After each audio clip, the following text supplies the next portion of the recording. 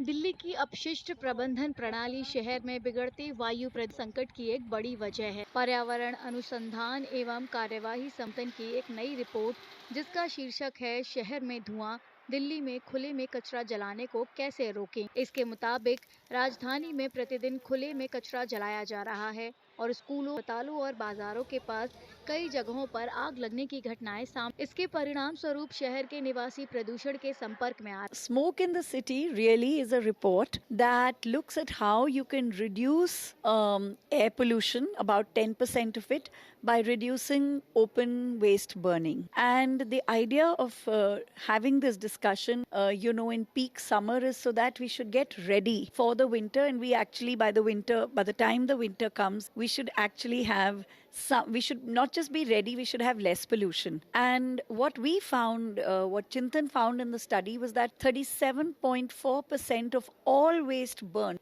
in the city is actually only to get rid of waste.